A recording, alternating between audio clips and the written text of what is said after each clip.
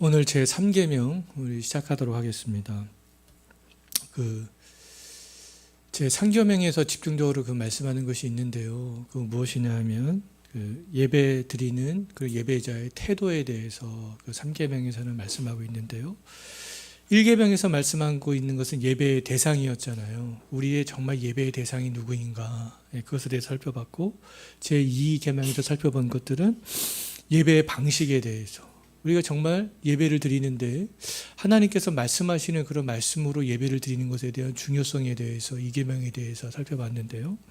제 3계명에서는 이제 예배자의 태도, 우리가 예배자의 태도가 어떠해야 되냐 하면, 우리가 외면적인 그런 어떤 우리의 육체만으로, 우리의 겉모습만으로 예배를 드리는 것이 아니라 정말 진실된 마음으로 예배 드리는 것이 굉장히 중요하다라는 것에 대해서 말씀을 하고 있습니다. 그래서 제 3계명에서 말씀하고 있는 그런 계명은 무엇입니까? 한번 읽어볼까요? 답이요. 제 3계명은 너는 내 하나님 여호와의 이름을 망령되게 부르지 말라. 여호와는 그의 이름을 망령되게 부르는 자를 죄 없다 하지 아니하리라 입니다. 하나님의 이름을 망령되게 부르지 않기 위해서는 우리가 마음에도 하나님이 있어야 된다라는 겁니다. 하나님을 향한 그런 올바른 태도가 마음에서부터 나올 때 하나님의 이름을 망령되게 부르지 않을 수 있는데요. 망령되게 부르다라는 것들을 우리가 잠시 후에 좀 살펴보도록 하겠고요. 하나님께서 하나님의 이름을 망령되게 부르지 말라라고 그렇게 하셨잖아요.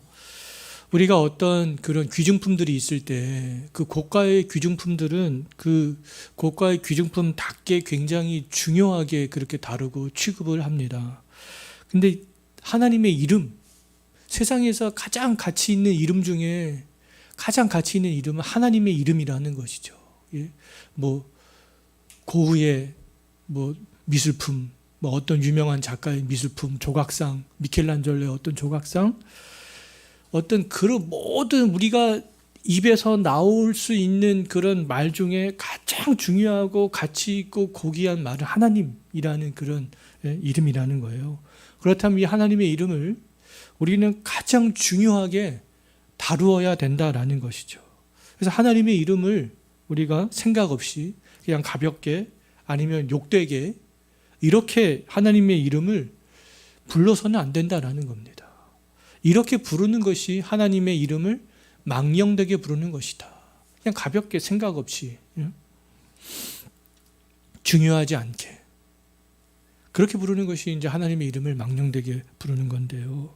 그런데 하나님의 이름을 이처럼 망령되게 부르는 것은 예배 중에도 발생을 할 수 있다라는 겁니다. 예배 중에도. 어떨 때 이런 일들이 발생하겠어요? 우리의 몸만 예배 드릴 때, 우리의 겉모습만 예배 드릴 때 이런 일들이 발생할 수 있게 된다라는 것이죠. 분명히 우리가 기도하고 찬양하고 성경을 읽고 설교를 듣고 예배의 행위는 하나님께서 말씀하신 대로 예배의 그 방식대로 다 하고 있는데도 그럼에도 불구하고 이 3계명을 어길 수 있다라는 겁니다. 우리의 태도가 바르지 않다면. 그래서 우리가 예배하는 예배자의 태도는 마음을 다해서 하나님을 경외하는 마음으로 집중해야 된다라는 것이죠. 전도서 5장 2절 한번 읽어볼까요? 너는 하나님 앞에서 함부로 입을 열지 말며 급한 마음으로 말을 내지 말라. 하나님은 하늘에 계시고 너는 땅에 있습니다. 그런즉 마땅히 말을 적게 할 것이라. 하나님이 누구인지를 잘 생각하고 그렇게 하라라는 것이죠. 하나님이 누구인가? 시편 7편 9절도 읽어보겠습니다. 악인의 악을 끊고 의인을 세우소서. 의로우신 하나님이 사람의 마음과 양심을 감찰하심이나이다. 하나님 우리의 마음을 감찰하신다. 자, 제 3계명이 요구하는 것은 무엇입니까? 답 한번 읽어볼까요? 제 3계명이 요구하는 것은 거룩한 존경심을 가지고 하나님의 이름과 칭호와 성품과 규례와 말씀과 역사를 사용하는 것입니다. 마음에서부터 하나님을 경외하는 마음을 가지고 하나님의 이름을 사용하는 것이 중요한데요.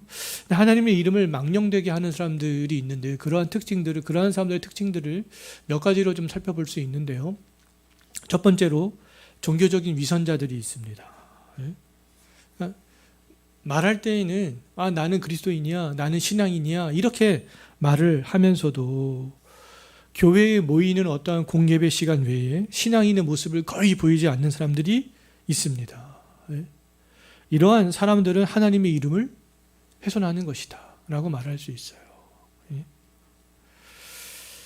정말 성경에서 말하는 우리가 어떠한 교리를 갖고 있고 성경적인 예배 방식, 제2계명의 방식을 우리가 고수하고 있다 할지라도 우리가 그 마음을 다해서 하나님께 예배하는 것은 너무나 중요하다라는 것이죠. 그러한 예배 방식을 우리가 갖고 있다 할지라도 우리는 하나님께 잘 예배드리고 있어, 이렇게 생각해서는 안 된다라는 겁니다.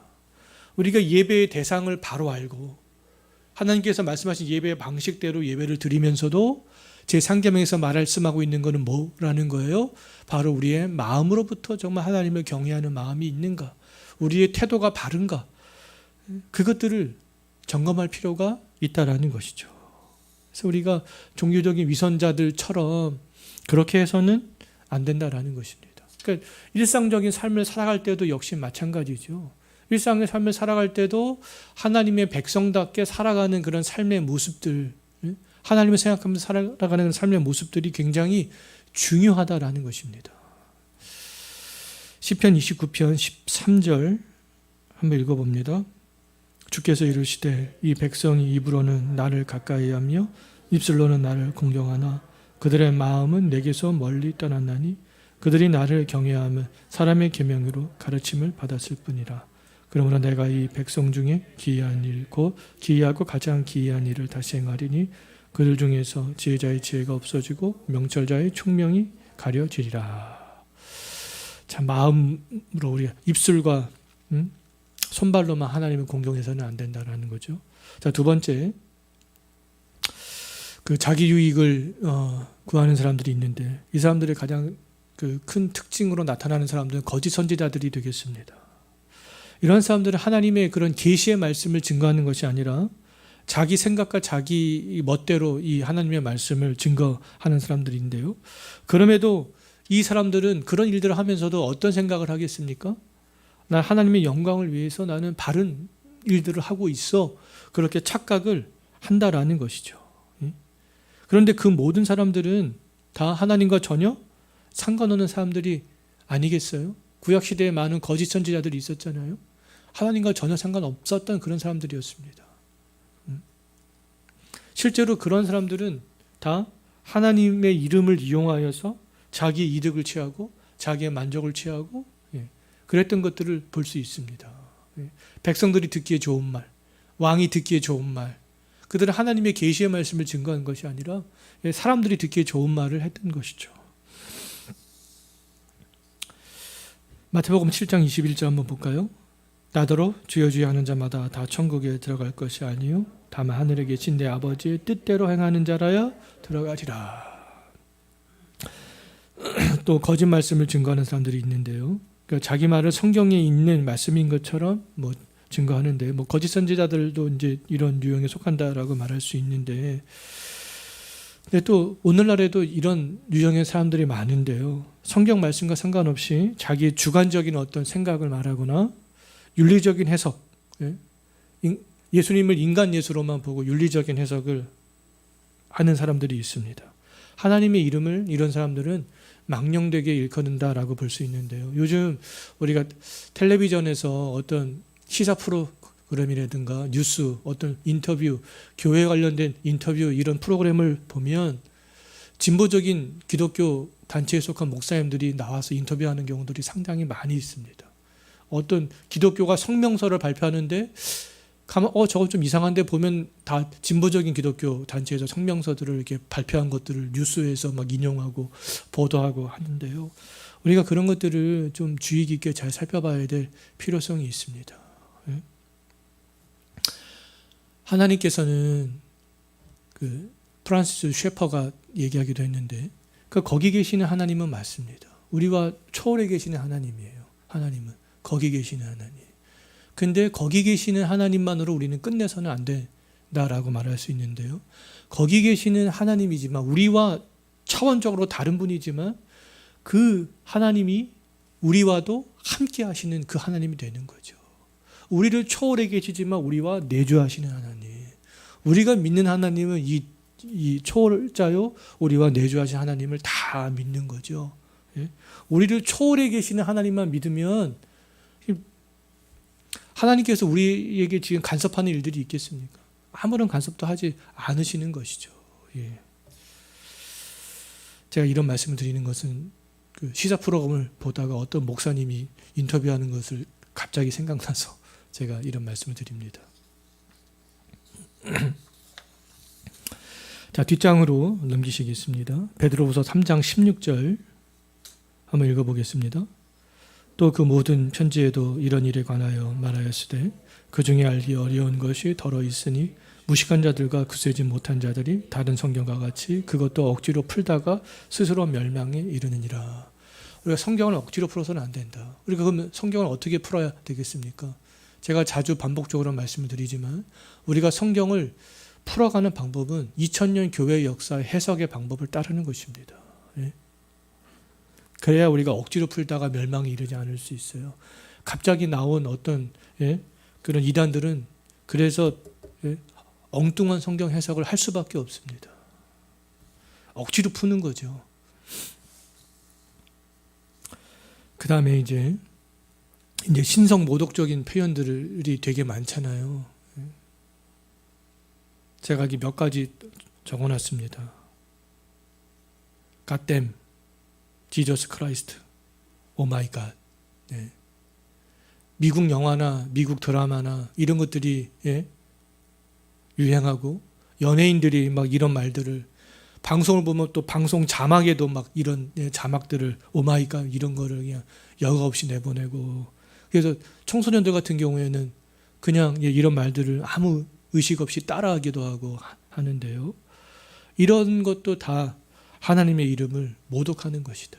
우리나라 욕은 다 보면 이렇게 먹는 거, 먹고 사는 것, 뭐 그런 욕들이 되게 또 전라도 지역 가면 그런 욕들이 되게 많이 있는 것 같아요. 저도 할머니가 전라도 분이라서 보면 할머니가 욕하는 거 가만히 생각해 보면 다 무슨 먹는 것과 밀접한 관련이 있어요. 옛날에 우리나라는 먹고 살기가 어려웠기 때문에 아마 먹는 것과 밀접한 관련이 있는 것이 아닌가 싶은데요. 서구 사회에는 기독교와 밀접한 관련이 있잖아요. 그러니까 이 기독교가 원래는 이런 말들이 좋은 말인데 사실은 이런 것들이 이제 욕처럼 변하게 된 것이 아닌가 그렇게 싶습니다. 근데 우리는 이런 것들을 조심해야 되는 것이죠.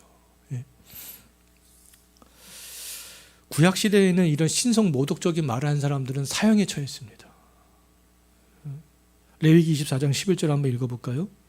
그 이스라엘 여인의 아들이 여호와의 이름을 모독하며 저주함으로 우리가 끌고 모세에게로 가니라. 그의 어머니의 이름은 슬로미시요 단지파 디벌의 딸이었더라. 이 사람이 결국에는 죽임당했습니다. 하나님의 이름을 모독하다가. 그 다음에 이제 잘못된 맹세도 하나님의 이름을 망령되게 하는 것이라고 말할 수 있는데요. 예수님은 잘못된 맹세를 금지하셨습니다. 그 잘못된 맹세라는 것은 뭐냐면 대략 한 3가지로 좀 살펴볼 수 있는데요.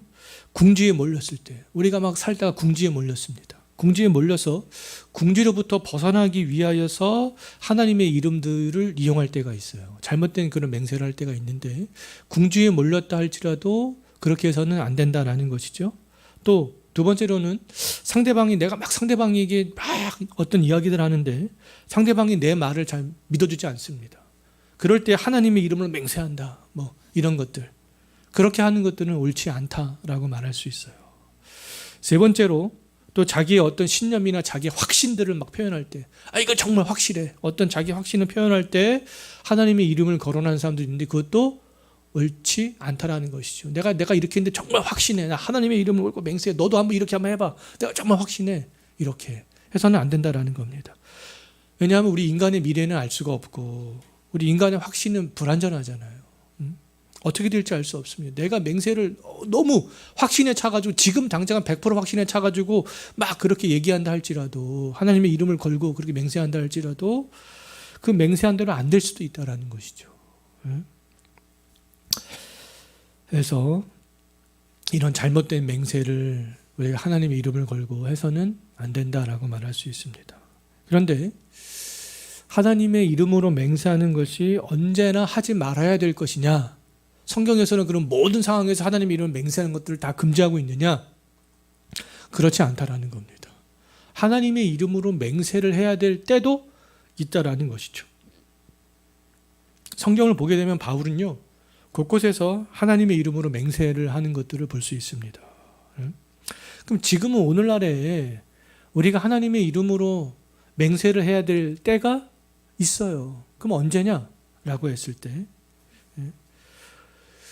우리 어떠한 이 하나님의 말씀에 따라서 임직식을 할 때, 장로나 권사 아니면 목사의 그런 직분 임직식 할 때 서약식을 하잖아요. 서약식 할 때 우리가 하나님의 말씀에 아니면 우리가 신앙 고백을 하는 이런 교리적인 말씀에 가지고 서약식을 하는데요. 또 결혼할 때 결혼 서약하잖아요. 또 세례를 받을 때에도, 유아 세례를 받을 때에도 다 서약식을 합니다. 그럴 때 맹세를 하는 것들은 굉장히 가치 있는 일이고 중요한 것이다라고 말할 수 있습니다. 아, 내가 정말 하나님의 말씀에 따라서 이렇게 서약하고 있구나. 아, 내가 이 서약한 것들을 지켜야 되겠구나. 그럼 우리가 확신 가운데 그런 서약을 하는 것은 굉장히 중요하다라고 말할 수 있겠습니다. 임직식 할 때도 우리가 대소요리 문답을 믿습니까? 이렇게 질문이 있어요. 그런 질문에 네라고 대답하잖아요. 임직식 하려면 그 네라고 대답해야 되니까. 근데 한 번도 배워보지도 못하고 들어보지도 못했는데 서약을 하는 경우들이 비일비재합니다. 그래서는 안 돼요. 지금 우리가 지금까지 쭉 살펴보는 가운데 있잖아요. 지금 53번부터 지금 살펴보는 가운데 있는데 정말 내가 정말 성경을 하나님의 말씀으로 믿고 있는가? 하나님의 영광을 위해서 내 인생을 살고 있는가? 하나님, 삼위의 하나님을 내가 정말 진실로 믿고 있는가? 성령 하나님의 도우심으로 나의 구원들이 이루어지는 그런 과정도 구원의 서정에 대해서 했잖아요. 내가 정말 그런 과정들을 믿고 있는가? 내가 지금 이 십계명 말씀을 배우고 있는데 십계명의 말씀들 내가 그대로 믿고 있는가? 그대로 믿어야 되는 것이죠. 사실은 이런 말씀들을요. 이런 기독교의 진리를 그대로 믿어야 되는 것입니다. 결혼할 때도 역시 마찬가지죠. 우리 결혼 서약 다 하고 합니다. 결혼할 때. 근데 우리 기독교인들이 이혼하는 그런 퍼센테이지가 너무 많이 증가하고 있는데요. 우리가 하나님 앞과 우리 많은 증인들 앞에서 이 결혼 서약한 거 반드시 지켜야 될 필요가 있습니다. 결혼 서약. 자, 신명기 말씀 한번 읽어볼까요? 6장 13절이요. 내 하나님 여호와를 경외하며 그를 섬기며 그의 이름으로 맹세할 것이니라. 그 다음도 읽어봅니다. 내가 내 목숨을 걸고 하나님을 불러 증인하게 하시노니 내가 다시 고린도에 가지 아니한 것은 너희를 아끼려 함이라. 그 다음도 읽어봅니다. 내가 예수 그리스도의 심장으로 너희 무리를 얼마나 사모하는지 하나님이 내 증인이시니라. 성경에서는 합당한 맹세들은 권장하고 있습니다. 합당한 맹세 권장하고 있습니다. 특히 우리 유아 세례를 받게 한 부모님들은 또 유아 세례를 줄 때 부모님 하나님 앞에서 서약하잖아요. 우리 이 자녀를 하나님의 말씀에 따라 신실하게 양육하겠습니다. 그 서약을 지켜야 되는 것이죠. 그렇다면 모든 맹세 우리가 다 모든 맹세는 다 지켜야 되는 것인가? 라고 했을 때 하이델베르그 교리문답 101문에서 말하고 있는데요. 하이델베르그 교리문답이라는 것은 이제 독일을 중심으로 해서 만들어진 그런 교리문답이 되겠고요. 이 소요리문답, 대요리문답, 웨스트민스터 신앙고백은 이제 영국에서 만들어진 그런 이제 요리문답이 됐는데 같은 거의 동시대에 만들어진 그런 교리문답들이 되겠습니다. 근데 그 하이델베르그 교리문답을 보게 되면 정당치 못한 맹세를 했을 때 또 우리가 믿음이 연약하여서 어떤 실수나 연약함 때문에 양심을 거슬러 부당하게 맹세했을 때가 있습니다. 내 믿음이 조금 연약하여서 정당치 못한 맹세를 할 때 그럴 때가 있는데요. 그런 맹세를 했다면 내가 지금 믿음이 성장하여서 그때 그 맹세가 잘못된 것들을 알았다면 그 맹세를 지키지 말고 회개함으로 그 맹세를 취소해야 된다라는 겁니다. 하나님 앞에. 그리고 그 맹세들을 수정해야 될 필요가 있다. 이렇게 하이델베르그 교리문답 101문에서 말씀하고 있어요. 그 맹세를 회개를 통해서 취소하지 않고 수정하지 않으면 악한 목적을 고수함으로써 죄에다 죄를 계속해서 더할 수 있기 때문에 그렇다라고 말하고 있습니다. 그렇기 때문에 우리가 취소하고 수정해야 될 그런 맹세가 있다면 그렇게 해야 될 필요가 있는 것이죠. 자, 제55문 제3계명이 금지하는 건 무엇입니까? 답 한번 읽어보겠습니다. 3계명이 금지하는 것은 하나님이 자신을 알려신 것들을 조금이라도 거룩하게 취급하거나 남용하는 것입니다. 자, 하나님의 이름을 망령되게 부르지 않기 위해서 해야 되는 일들이 있는데요. 그것이 뭐냐 하면 하나님의 이름을 망령되게 부르는 사람들은 하나님의 심판을 피할 수 없다라는 것들을 먼저 우리가 확신해야 될 필요가 있습니다. 하나님의 심판이 있다. 그리고 또 우리가 예수님을 닮아가려는 그런 마음이 있어야 된다라는 것이죠. 예수님을 닮아가도록 묵상할 때 하나님의 이름을 망령되게 부르는 그런 것들이 점점 더 줄어들지 않겠어요? 아, 하나님의 이름을 망령되게 부르면 심판이 있구나. 또 이 하나님의 이름을 망령되게 부르지 않기 위해서는 우리가 더욱더 예수님을 닮아가는 그런 마음들이 있어야 되겠구나. 예수님을 더욱더 많이 묵상해야 되겠구나. 그런 마음들을 갖는 것이 굉장히 중요합니다. 예수님을 닮으면 닮을수록 어떤 현상들이 우리 가운데 나오겠습니까? 하나님의 영광을 돌리는 것들. 그런 것들이 더욱더 많이 나올 수 있기 때문에 그렇습니다. 야고보서 1장 한번 22절부터 25절 한번 읽어볼까요? 너희는 말씀을 행하는 자가 되고 듣기만 하여 자신을 속이는 자가 되지 말라. 누군지 말씀을 듣고 행하지 아니하며 그는 거울로 자기의 생긴 얼굴을 보는 사람 같아서 제 자신을 보고 가서 그 모습이 어떠 있는지를 곧 잊어버리거니와 자유롭게 하는 온전한 율법을 들여다보고 있는 자는 듣고 잊어버리는 자가 아니요 실천하는 자니 이 사람은 그 행하는 일에 복을 받으리라. 망령되게 하나님의 이름을 망령되게 부르지 않기 위해서 분명히 그렇게 하지 말라고 했으면 그렇게 해야 될 필요가 있다라는 거죠. 자, 56문 제3계명을 주신 이유가 무엇입니까? 답 한번 읽어볼까요? 제3계명을 주신 이유는 이 계명을 어기는 자들이 비록 사람의 심판은 피할 수 있어도 우리 주 하나님의 공의로운 심판은 피할 수 없기 때문입니다. 라는 것이죠. 오늘 여기까지 하겠습니다.